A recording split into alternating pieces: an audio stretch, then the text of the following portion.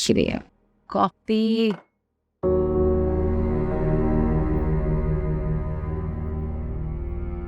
क्या वो ज्यादा परेशान लग रही है?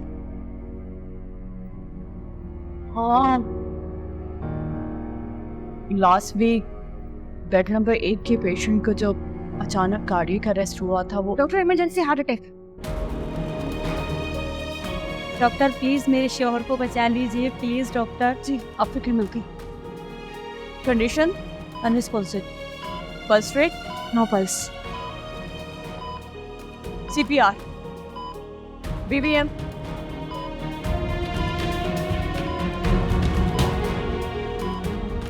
एपिनेफ्रिन।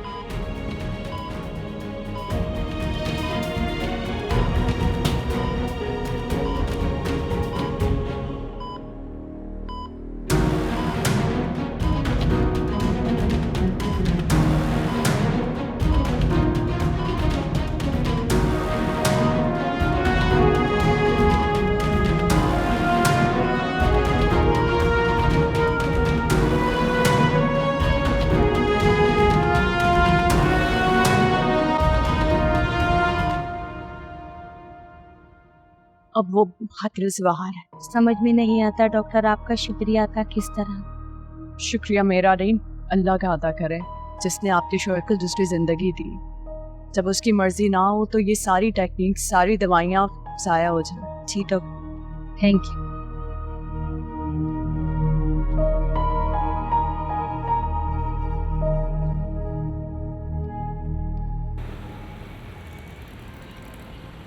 फाइनली आपके हाथ की कॉफी ना हो तो मैं तो नाइट शिफ्ट कर ही ना पाऊँ। कैसी? कहाँ अस्पताल में अपना वक्त ज़ाया कर रही हूँ। कॉफी शॉप खोले, लाइनें लगी होंगी कि मैं तो कहती हूँ बल्कि कुछ प्लान करते हैं।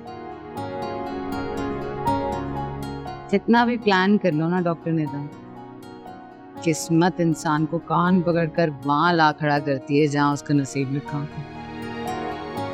ये तो है, but I love your coffee. दो ही चीजें पसंद है मुझे नाइट शिफ्ट के बारे में, एक जब आप मेरी कॉफी की तारीफ करती हैं और दूसरा जब हम किसी की जान बचाते। हाँ, ये जान बचाने वाला एलिमेंट ही तो बहुत ज़रूरी है, वरना इतनी स्ट्रेसफुल जॉब, इतनी टफ टाइमिंग, कभी कभी दिल करता है कि अम्मी की बात मान कर किसी इम्पोर्टेंट रिश्ते पर हाँ कहूँ, शादी करके चली जाऊँ पड़ते। वो क्या हुआ आपके मस्कत वाले रिश्ते का? होना क्या है पता है, आजकल ना MBBS बीबी एक शोपीस की तरह है, जैसे हर अमीर ज़्यादा अपने शोकेस में सजा कर रखना चाहता है। मेरी कितनी क्लास फेलोज थी जो MBBS इसलिए कर रही थी ताकि अच्छी जगह रिश्ता हो जाए। ऐसी लड़कियों को तो कॉलेज में घुसने भी नहीं देना चाहिए, है ना। मगर अफसोस की बात यह है कि ज़्यादातर ऐसी ही घुसी हुई है। मगर मैंने मेडिकल की पढ़ाई किसी की बीवी बनने के लिए नहीं, बल्कि खिदमत करने के लिए की। और शादी नहीं होती ना, हम ऐसे ही अच्छे खुश है ना।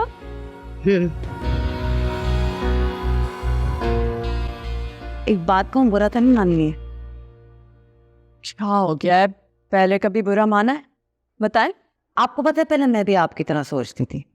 तब एक वक्त था काफी जब मैंने नर्सिंग पास की थी, मेरे घर वाले बड़े खुश थे क्योंकि पूरे खानदान में मैं पहली लड़की थी जो किसी प्रोफेशनल लाइन में जा रही थी। फिर क्या था, अस्पताल में नौकरी मिल गई फौरन, साइकाइट्री वार्ड में ड्यूटी लगी और फिर बस सुबह शाम सहनी मरीज। आपको पता है उनके बीच में रह रहकर मुझे लगने लगा था मैं भी एक दिन पागल हो जाऊंगी, बल्कि शायद थोड़ी बहुत वो भी थी।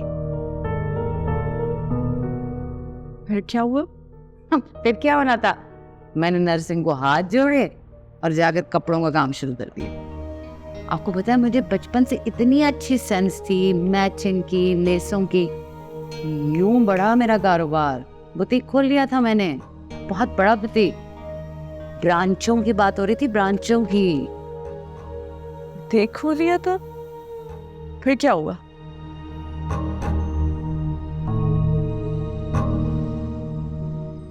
वही किस्म, किस्मत ने जोर की हवा चलाई और मेरी पूरी जवानी और बुटीक को साथ उड़ा कर ले गई। शादी नहीं की थी ना मैंने, चॉइस ही नहीं थी कोई। वापस यहीं आना पड़ा जहां से हाथ जोड़ कर गई थी। तो शादी ऐसी कोई बुरी चीज भी नहीं है, बता। काम आ जाती है कभी कभी।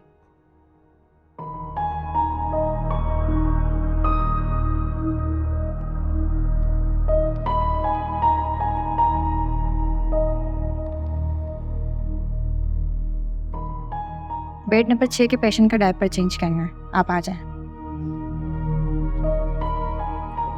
चले आप अपनी कॉफी पिए, मैं डायपर चेंज करती हूँ।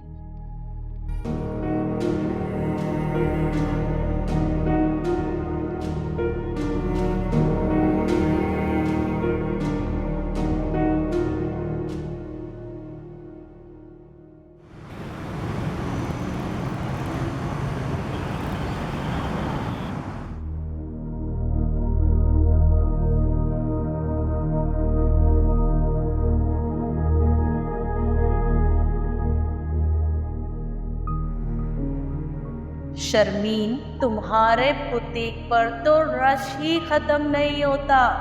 भाई ठाठ है तुम्हारे। सही चलता रहा तो बहुत जल्द दूसरी ब्रांच खोलनी पड़ेगी। हमारे डिजाइन्स का तो जवाब ही नहीं। You are the best.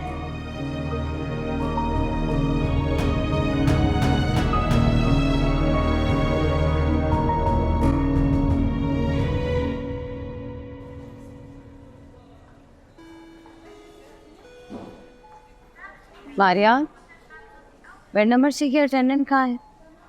कुछ पेमेंट का इशू था, शाम में एडमिन से बात करी थी, तब से नजर नहीं आई।